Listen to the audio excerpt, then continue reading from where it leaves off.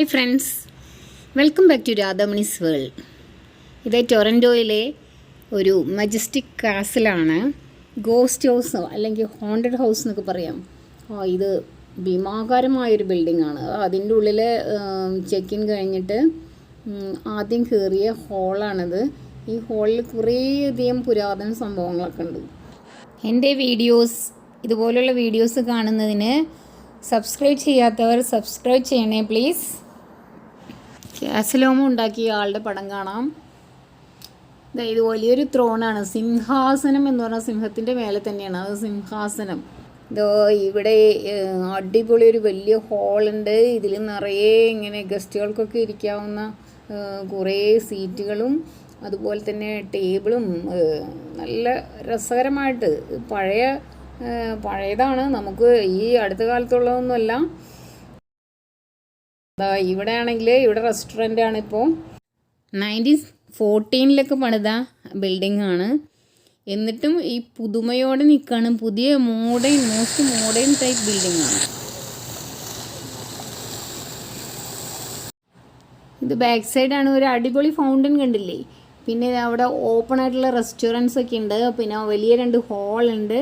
അപ്പോൾ ആളുകൾക്ക് ഫങ്ഷൻസൊക്കെ നടത്താനൊക്കെ നല്ല സൗകര്യമാണ്. ഇവിടെ പലരും മാരേജും അതുപോലെയുള്ള മറ്റ് സിനിമയുടെയും അങ്ങനെയൊക്കെ ഷൂട്ടിങ്ങുകളും ഫങ്ഷൻസൊക്കെ നടത്താറുണ്ട്. ഇത് ഞാൻ ഹാളിൽ നിന്ന് പുറകുവശത്ത് വന്നപ്പോൾ കണ്ട കാഴ്ചകളാണ്. ഇനി ഇവിടേക്ക് പോകണമെങ്കിൽ ഒരു സ്റ്റെപ്പും കൂടിയും ഒരു നിലയും കൂടിയും താഴെയാണ് ഈ കാണുന്നത്. ഇവിടുത്തെ ഗാർഡനൊക്കെയാണ് കാണുന്നത് ഈ പാലസിൽ.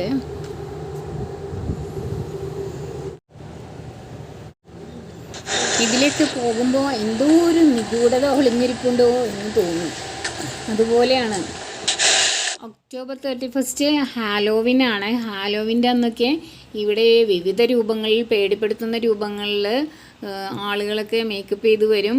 ആ പഴയ ഗോസ്റ്റിൻ്റെ ഒക്കെ ഇത് പറഞ്ഞിട്ട് അങ്ങനെ ആളുകളെ പേടിപ്പിക്കുന്ന രീതിയിൽ ശരിക്കും അത് ഫേസ് ചെയ്യാൻ നല്ല ബുദ്ധിമുട്ടാണെന്നാണ് പറയുന്നത്. ഞാനിപ്പോൾ ഇതിൻ്റെ സൈഡിൽ കൂടെ വന്നപ്പോഴാണ് ഈ താഴോട്ട് ഇങ്ങോട്ട് എത്താൻ പറ്റിയത്. മുകളിൽ നിന്ന് കണ്ട കാഴ്ചകൾ വീണ്ടും താഴെ അതിൻ്റെ അടുത്ത് നിന്ന് കാണാനൊക്കെ സാധിച്ചു. വളരെ മനോഹരമായ ഗാർഡനാണ് ഇവിടെ ഉള്ളത്. അപ്പോൾ ഞാനും ഇതിൻ്റെ മുമ്പിലൊന്ന് ഒരു ഫോട്ടോ എടുക്കാമെന്ന് വിചാരിച്ചു. ഇത് പുറകുവശമാണ് കേട്ടോ. ഇതിൻ്റെ സൈഡിൽ കൂടെയും താഴേക്ക് നല്ല സ്റ്റെപ്സൊക്കെ ഉണ്ട് കേട്ടോ. ആ ഭാഗത്തേക്ക് ഇറങ്ങാനൊന്നും സാധിച്ചില്ല. പുറകു ഭാഗത്തുള്ള റോഡിലൂടെ പോയാലേ അതിൻ്റെ ശരിക്കുള്ള വ്യൂ കിട്ടുള്ളൂ. അതെടുക്കാൻ സാധിച്ചില്ല. ഇവിടെയൊക്കെ കണ്ടതിന് ശേഷം ഞാൻ വീണ്ടും ഉള്ളിലേക്ക് പോയി. ഉള്ളിലാണെങ്കിൽ ശരിക്കും അങ്ങനെ ഭീതിപ്പെടുത്തുന്ന കാര്യങ്ങളൊക്കെ ഉണ്ടെന്ന് പറയുമ്പോഴേ ടണലും അങ്ങനെയൊക്കെ ഉണ്ടെന്ന് പറയുന്നുണ്ട്. അതൊക്കെ കാണണം. അപ്പോൾ അങ്ങനെ ഉള്ളിലേക്ക് പോയി. ഇവിടെ വലിയ ഹോളുകളൊക്കെ ഉണ്ട്. ഡൈനിങ് റൂമാണ് ഇത്. പിന്നെ മാരേജൊക്കെ നടക്കുന്നുണ്ട്. ഇവിടെ മാരേജൊക്കെ നടക്കുന്നുണ്ട്. മാരേജ് വീഡിയോ ഒക്കെ പിടിക്കുന്നുണ്ട്. വളരെ കുറച്ച് പേര് മാത്രമേ ഉള്ളൂ മാരേജിനൊക്കെ ഇവിടെ. പിന്നെ ഇവിടെ ഒരു ഡാൻസ് പ്രോഗ്രാമിന് വേണ്ടിയിട്ട് അതിൻ്റെ ഷൂട്ടിങ്ങാണ്. അങ്ങനെ പിന്നെ ഓരോ ഭാഗങ്ങളും ഓരോ റൂമുകളൊക്കെ കാണാൻ വേണ്ടി ഞാനങ്ങനെ പോയി.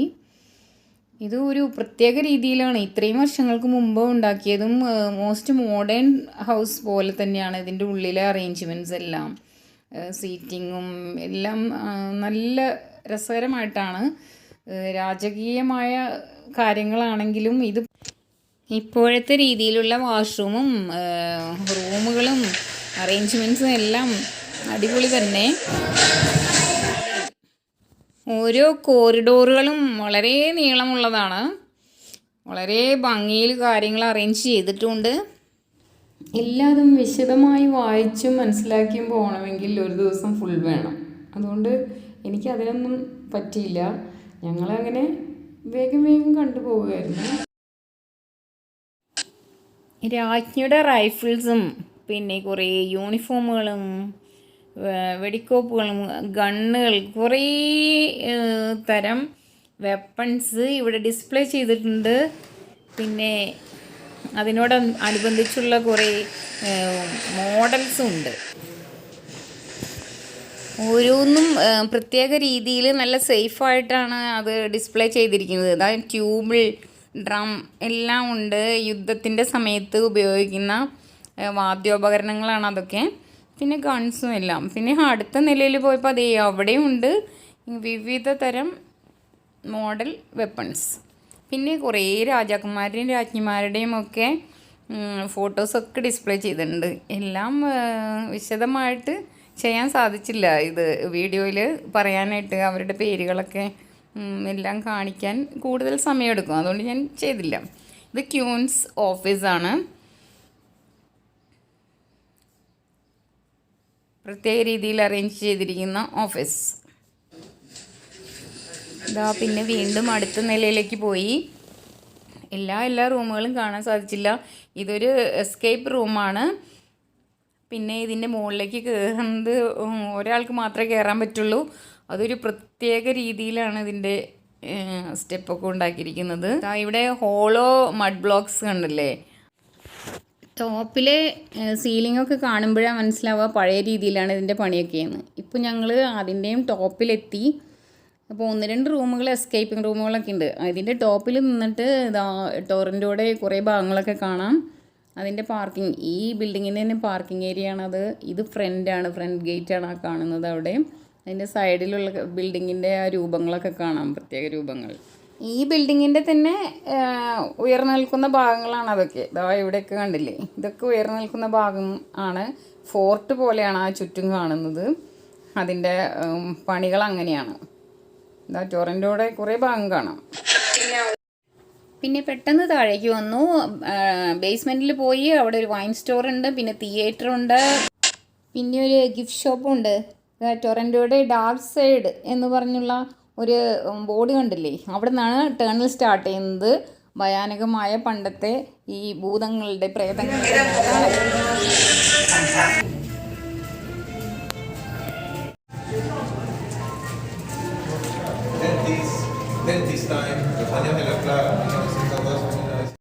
ശരിക്കും പേടിപ്പെടുത്തുന്ന ടേണൽ തന്നെയാണ്. പ്രത്യേക സൗണ്ടുകളും പിന്നെ ഇവിടെ നിറയെ പിക്ചേഴ്സ് ഉണ്ട്. അതിലൊക്കെ എഴുതി വെച്ചിട്ടുമുണ്ട് ഈ പഴയ കാര്യങ്ങളൊക്കെ. ഇതും ഒരു സീക്രട്ട് റൂമാണ്, ഫയർ പ്ലേസ് പോലെയുള്ളത്. ഫൈനലി എങ്ങനെയൊക്കെയോ ടേണൽ കടന്ന് മുകളിലേക്ക് എത്തി. അപ്പോഴവിടെ കാസലോമ ഹോട്ടൽ കണ്ടു, പഴയ കാലത്തുണ്ടായിരുന്നതാണ്. പിന്നെ അതിൻ്റെ അടുത്തത് ആ വിൻറ്റേജ് കാർസ്, 1910 മുതൽ 28 വരെയൊക്കെയുള്ള കാറുകളാണ്, മോഡലുകൾ ഇവിടെ കണ്ടു. അതിമനോഹരം തന്നെ, ഒരു പ്രത്യേക കാറുകൾ തന്നെയാണ്. വളരെ ഇഷ്ടപ്പെട്ടു പോകും. അതുപോലത്തെ ടൈപ്പുകളൊക്കെയാണ്. അന്നേ ഇങ്ങനത്തെയൊക്കെ മോഡൽസൊക്കെ ഉണ്ടായിരുന്നു.